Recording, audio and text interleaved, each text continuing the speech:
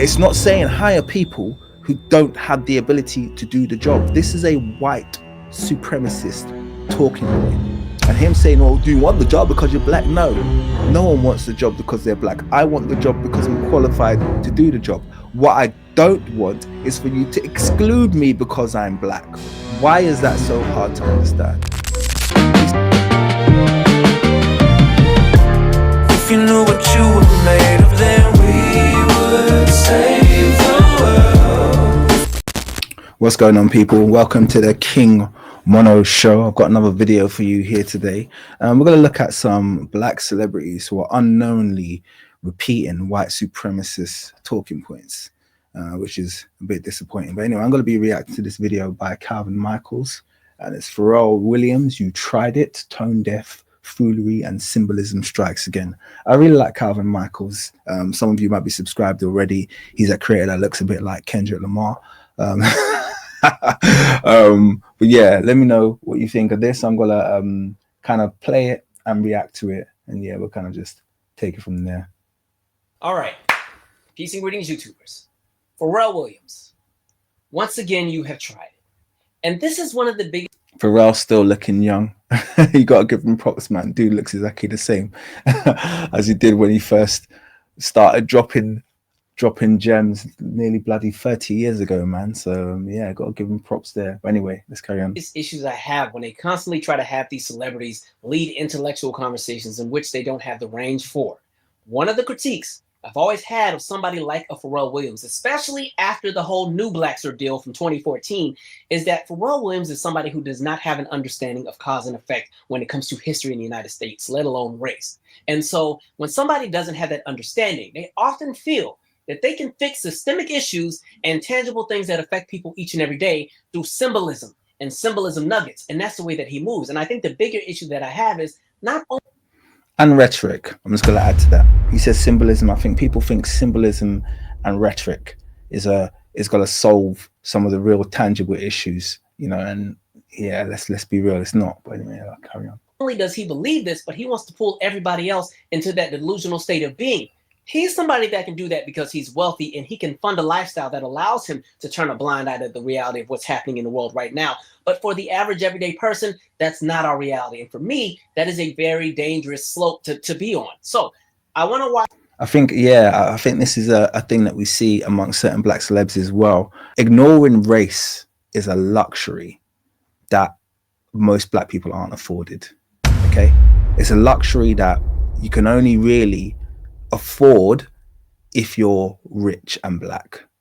Okay, people who aren't astronomically rich and black can't even afford to ignore race. We'd love to ignore race. White people can ignore race.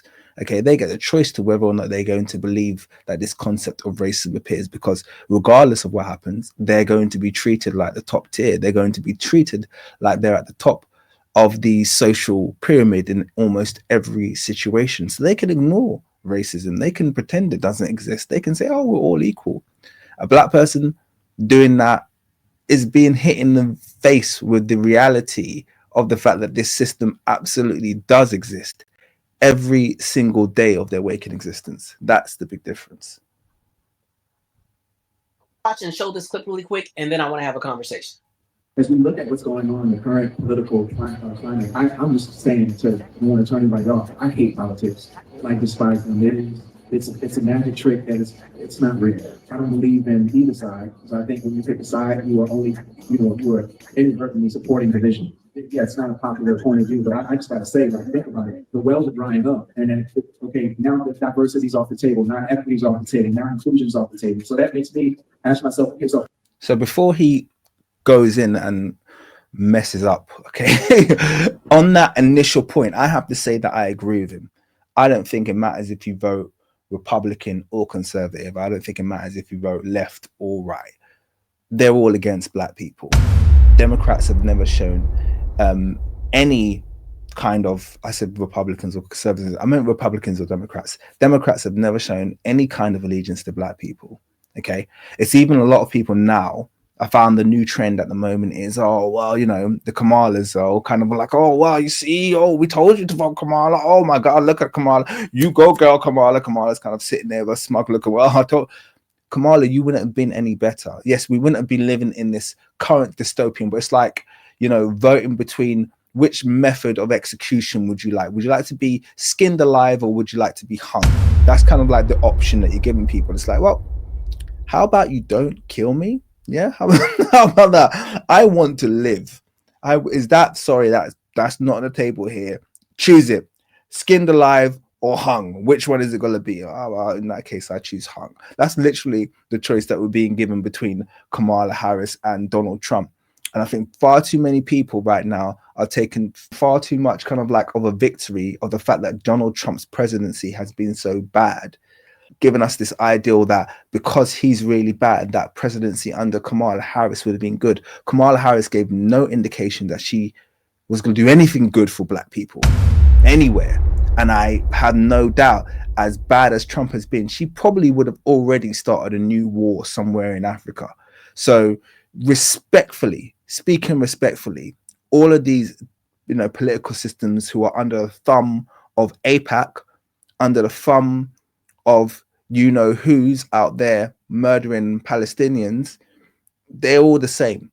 And it's the same in the UK. Over here, you know, Conservative, New Labour, and now we have the New Reform. It's kind of like, once again, well, you know, when Reform get in power and you have idiots, you know, with low IQ running around probably trying to bring back lynching or whatever, they'll go, well, you should have voted Conservative. You know, it's like, once again, which method of death would you like to choose? Would you like a death by poison, or would you like to be burned alive as people throw stones at you? It's kind of like, I don't want death. These are the options that we're being given. So I'm with him on the fact that I don't want a choice between two bad options. That might be the limit to where I'm with him. I say, like, think about it. The wells are drying up, and then, okay, now the diversity's off the table, now equity's off the table, now inclusion's off the table. So that makes me ask myself, okay, so how do we survive? Well, are there Black people here for that tonight? Yeah. And in your heart, do you think for what it is that you do and who you are, do you think you're the best? Okay, so do you want the job because you're Black or because you're the best? Okay, and this is where Pharrell just loses me here. This is a white supremacist talking point. This idea that affirmative action means I got the job because I'm Black. I can't express how much of a stupid talking point this is. Affirmative action and diversities, equities, and inclusions, whatever the hell DEI stands for, those things exist because of discrimination. That's what needs to be made clear. Affirmative action doesn't exist so that Black people can compete in a field that they don't have the qualifications to compete in. This is the low IQ white supremacist talking point. Well, what happened is we needed to introduce affirmative action so that all of these dumb, uneducated Blacks could get some decent jobs that they don't deserve. No, you stupid moron. And respectfully, I'm including you in this, Pharrell, in this takedown. Okay, that's not why affirmative action was introduced. Affirmative action was introduced because people who were equally, often more qualified than their white counterpart, weren't being offered the jobs. There was a glass ceiling stopping Black people from getting progress, from getting promotions, irrespective of how qualified they are. The acknowledgement across the Black community, UK, Africa, America, wherever it is that we are on average far more qualified than our white counterpart. I cannot tell you a job that I have worked in that I was not overqualified for. Black people across the country, I'm sure in America as well, will tell you exactly the same. They will tend to be the most qualified person in their position because they had to present better than their white counterpart in order to get the same job. I have witnessed more times than I can count unqualified white people getting jobs that they do not belong in. I cannot tell you, my wife cannot tell you how many unqualified young directors there are in the UK banking industry. in the UK legal industry, in the UK this industry, that industry, people who do not deserve the job, but hey, let's give them the chance. I don't know, she really impressed me. I had her in an interview, and the way she spoke was just so eloquent, and she's an Oxford graduate, I think we should make her director. It's like, what the hell?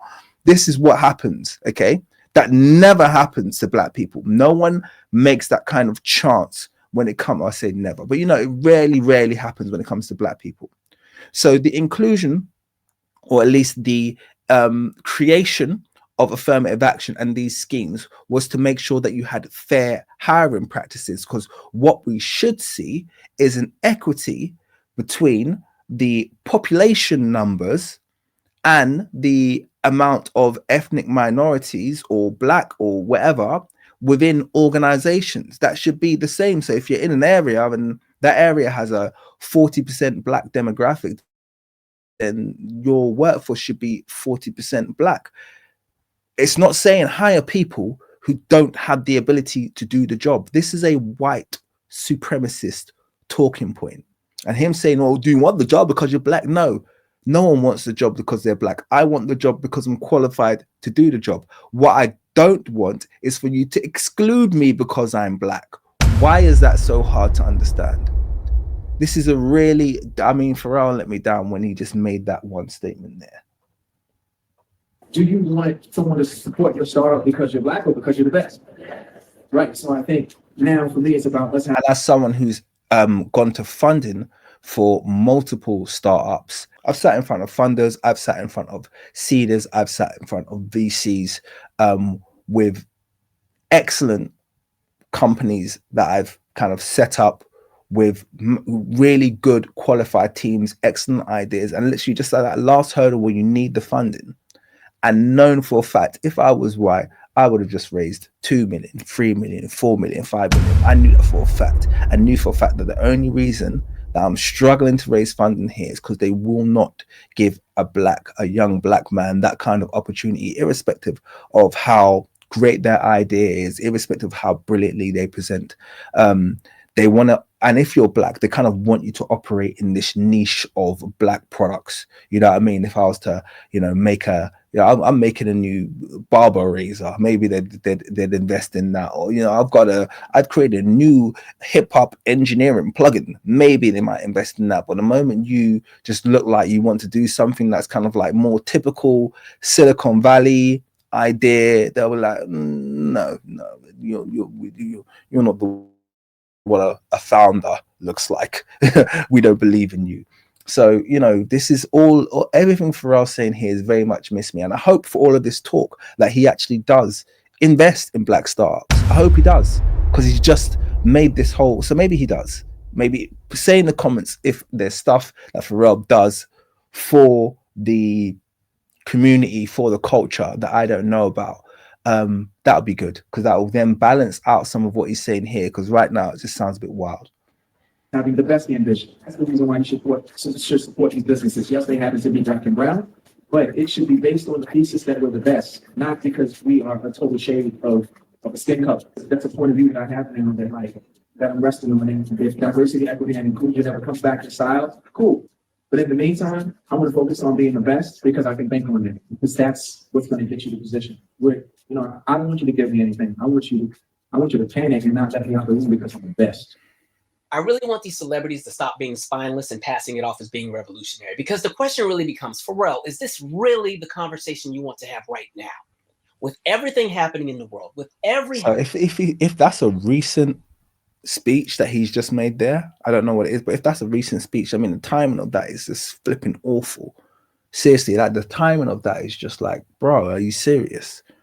Like, that's the way you're gonna present. Oh, do you want it because you're the best, or do you want it because you're black? It's like, dude, they've literally been cutting DEI jobs. They've literally been marching qualified black people out of their offices because they're black. Like, they're literally doing the exact opposite of what they're saying they're doing. They're saying, oh yeah, we only want qualified people in the position.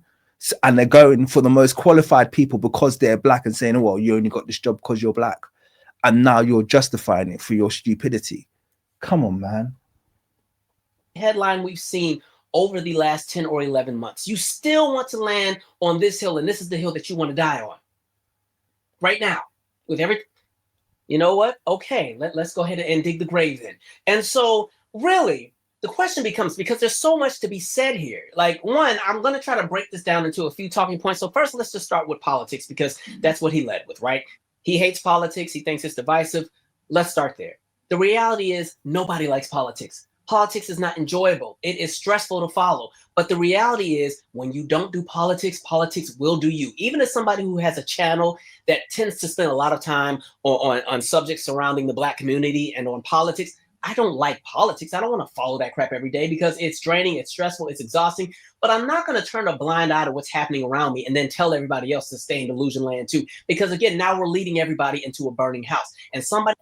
And I think I agree. I hate politics, and I don't like to do politics. And the issue is when you're Black, and this happens a lot. So when you're Black, okay, and for instance, me personally, I have a lot of conservative values, well, things that are classified as conservative values. I think I have a lot of kind of like traditional family values. I'm not as liberal as people might think coming onto my channel. Okay, that's just me being totally honest with you. I ain't no Black MAGA, that's for sure. And actually, but in the first term, I think it was 2016, the first Trump, I actually liked Trump, and I'm going to be transparent about this. I actually liked him. I didn't think he was definitely not the same person he is now. The person he is now, by the way, I think he's being blackmailed by certain people in who are attacking the people in Palestine, who I'm talking about, to do wild and crazy things. That's what I personally believe, but I'm not making excuses for him. I just think that it's been a really wild shift in terms of his temperament, his character, and his outlook, which is now undeniably racist. So I'm not gonna make any defense there.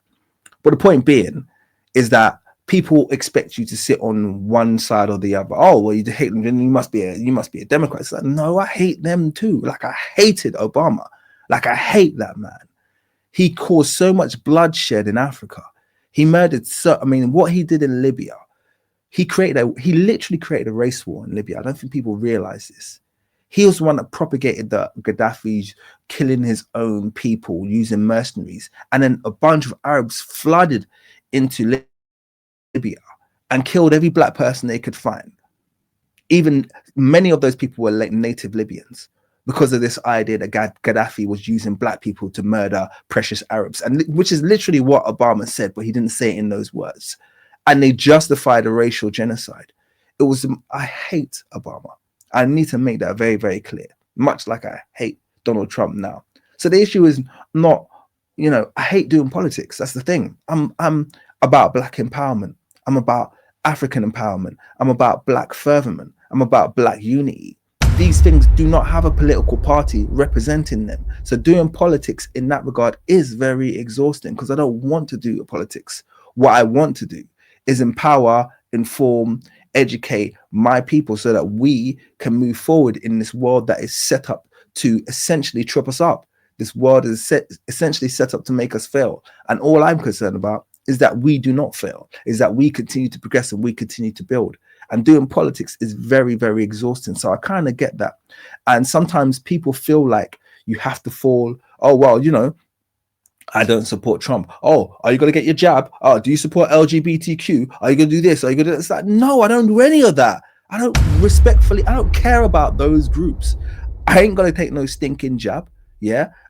I'm not going to support, other groups. They've got their own battle. They can work that out for themselves. I don't care about them. Respectfully, I care about Black empowerment. That's what I care about. I care about my children. I care about my community. I care about us moving forward. I care about us being unified. That's what I care about.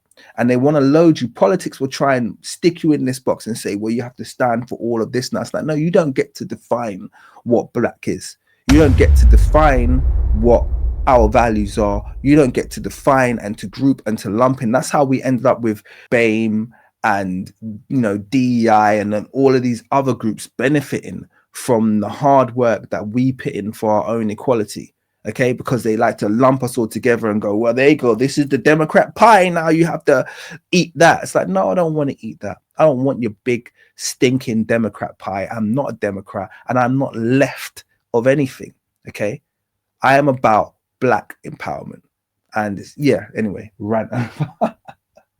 Somebody like a Pharrell Williams continues to do that over and over again. And mainly it's because he's what I call one of these digestible Black celebrities. Somebody who's going to remain neutral in everything because it keeps his pockets lined up. As long as he keeps the people who are paying him happy by not shaking the table, by not challenging the status quo, by not really addressing the flaws that exist with anti-Blackness, he will always be paid, and he understands that. So he's always going to just, give us what you call symbolism nuggets and tell us we're all crazy. And if we just move the same way he does, we'll all be all right.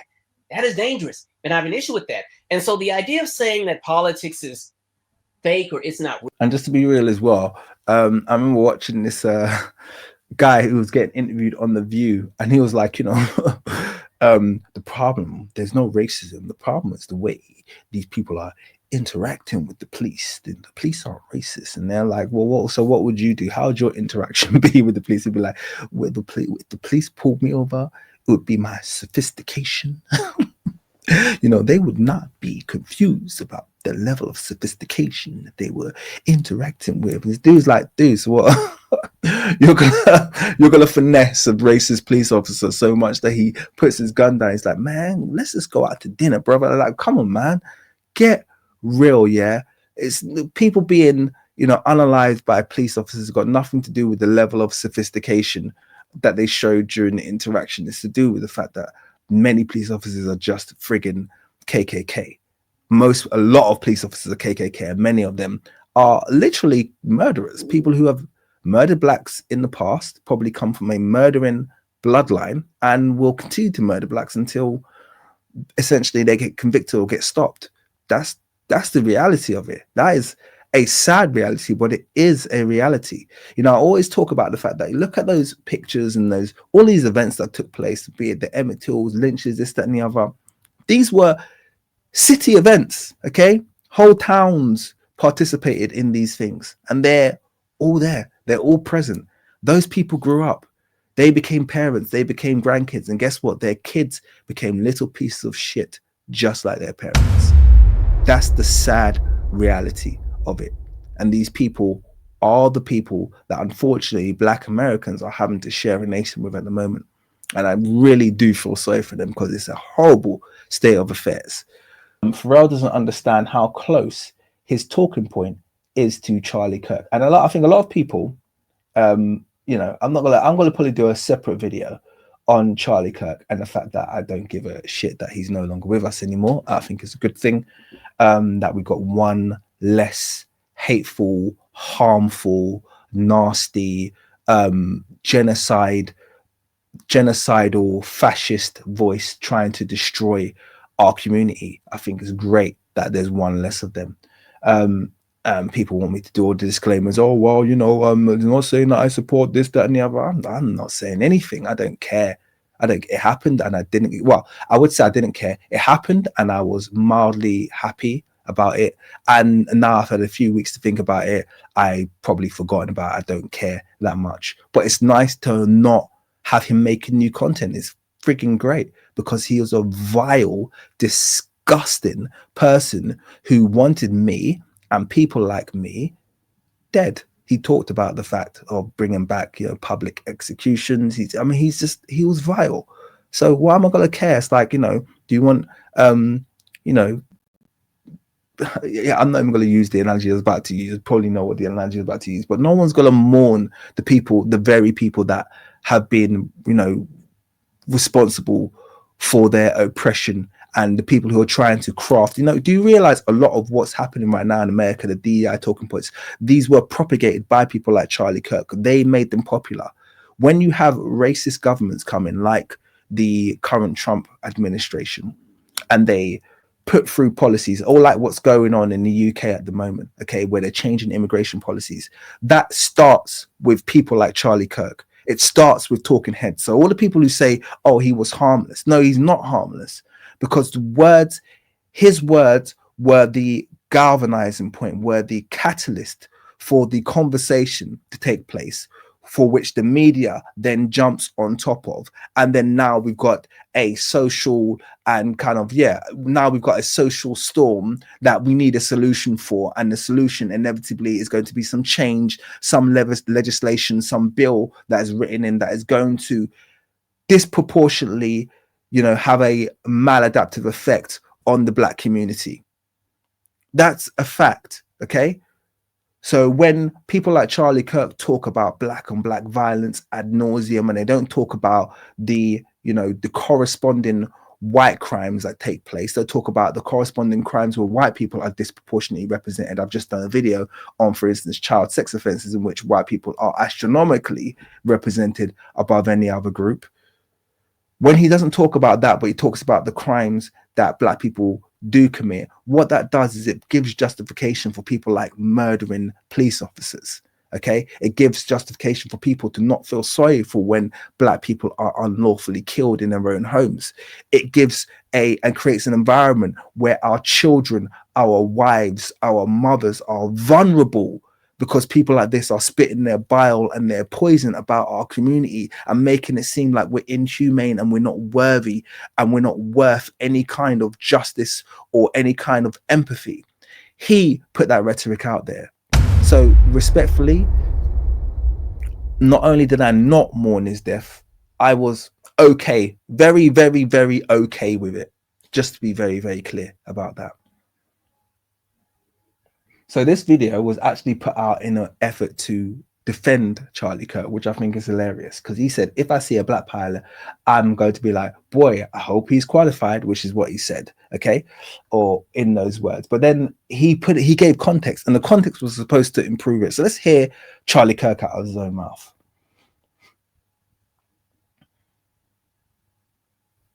What he actually said.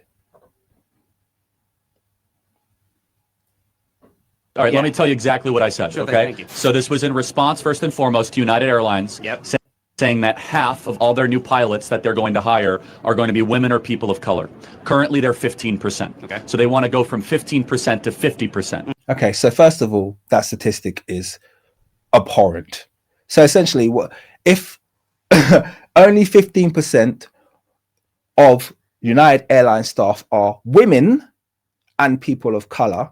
What that essentially means is that 85% of their staff are white men. So first of all, white men, I know you're okay with this. White men watching my video, I know you're fine with this statistic. This is how you want the world. You want to be unrealistically and disproportionately representative of every prosperous group. But this is not something that is sustainable. Them wanting to raise it from 15 to 50% would still mean they have 50% white males. Because remember, women and people of color. The only group that are not women or people of color are non-colored males, okay? White males, all right? So they want to raise it. So it's only 50%, which is still disproportionately high, but lower than it is at the moment. And obviously, Charlie Kirk has a problem with that because, equality. A conversation then ensued about how every time affirmative action is employed, standards have to be lowered. There's not a single... That's not true. Okay, so that he just made that up. Okay, this has been looked into. There's no evidence that standards have been lowered. I've already expressed, I think, in this video, and I will express again, the fact that actually when you hire a person of color, or a Black person, I should say, they tend to be more qualified than their white counterpart to get the same position, even under affirmative action schemes, even under DEI. It's a running joke in the Black community about how much more qualified we are normally than our bosses. Talk to any Black person in the professional environment and they're probably more qualified and older than their boss. This happens all the time. We're just used to it. And we've got idiots like you trying to propagate the idea that, the people are just strolling in. And do you know the backstory of Charlie Kirk? The backstory is this guy didn't get into the university he wanted, the college he wanted to get into, and he wasn't able to finish his community college that he did get into. So he isn't even qualified, and yet he's out here talking, doing these debates, acting like he's some highly educated person. The guy's a friggin' moron. Okay, he's a moron, and he's angry that his white nepotism and his white privilege didn't get him the spot, and that actually more qualified and better educated and smarter ethnic minorities were able to get the job that he, or get the spot in college that he wanted. That's what put him on this path. It was anger at the fact that his white privilege card did not pay off when he needed it to. And he wants white privilege to return so that young white males like him don't need to work and don't need to earn their position.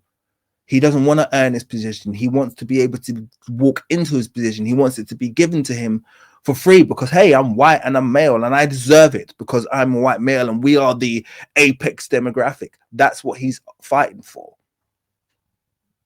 Instance where that does not occur. So then I said, boy, if I see a black pilot, I'm now going to wonder, is that individual qualified? So notice how he singled out black people there. He said there that they wanted to raise the women and people of color. Okay, so women and people of color equals women.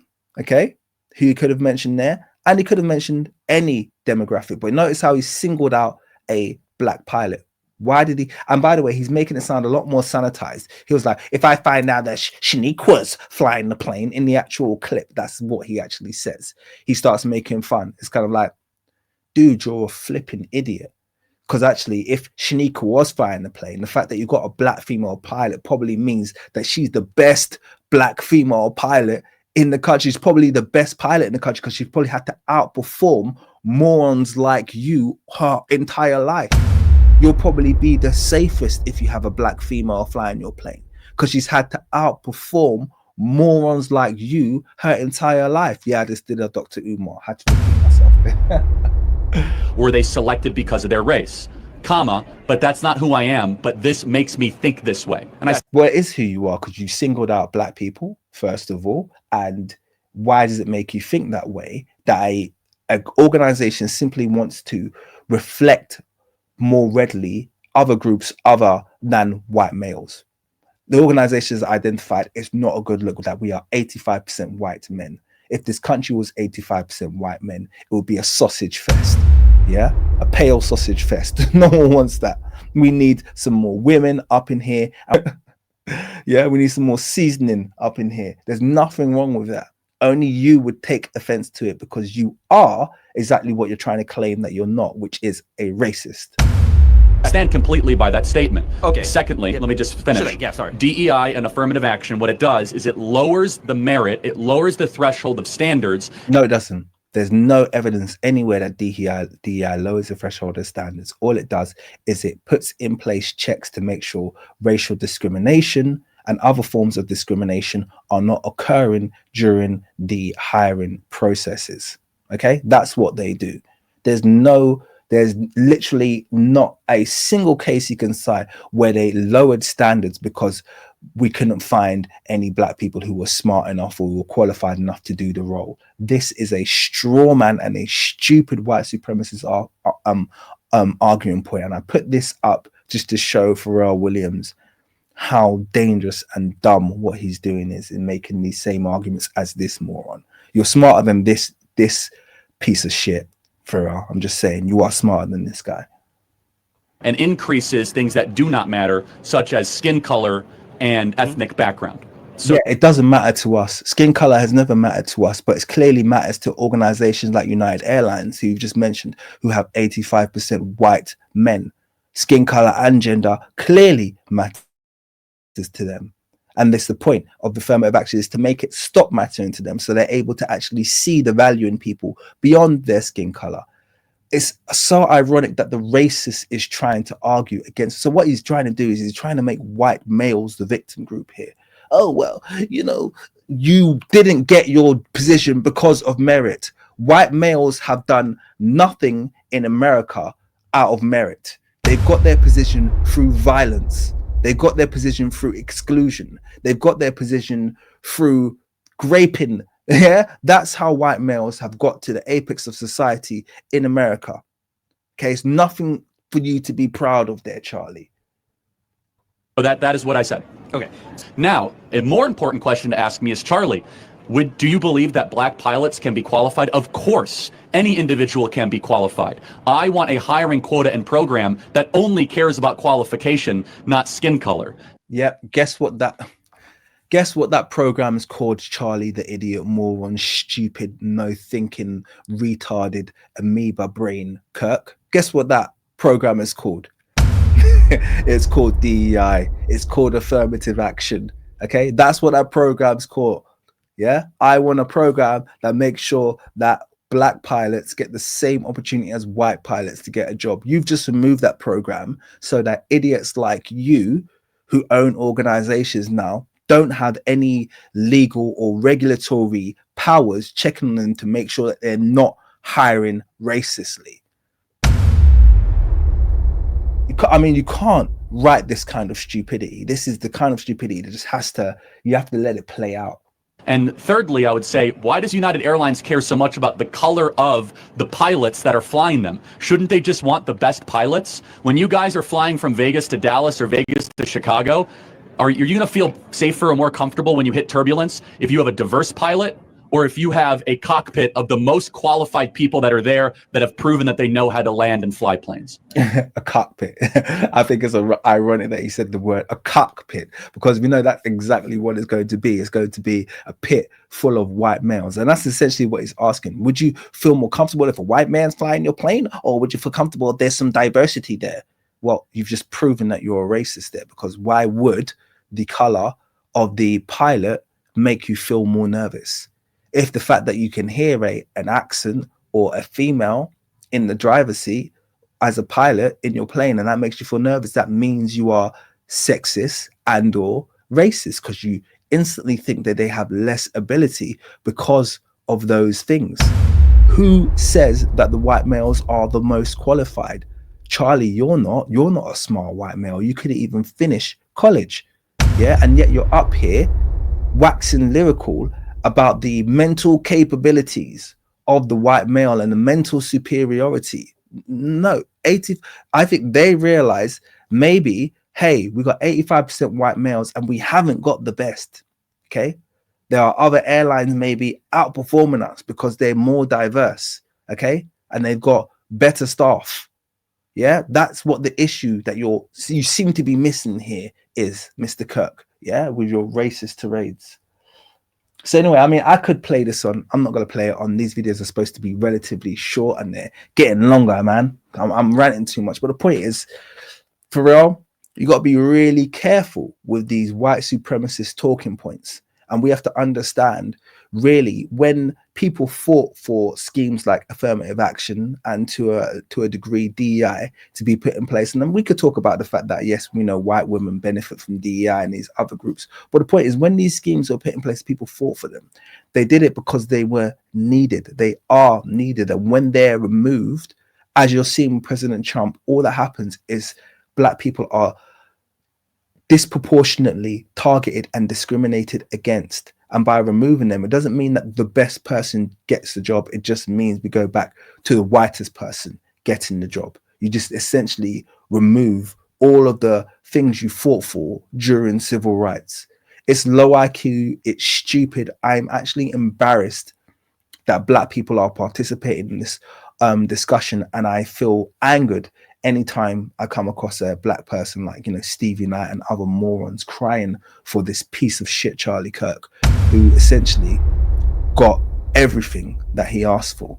But anyway, that's a whole other discussion. Not going to go into that right now. Hope you've enjoyed the video. I'm going to wrap it up there. Peace.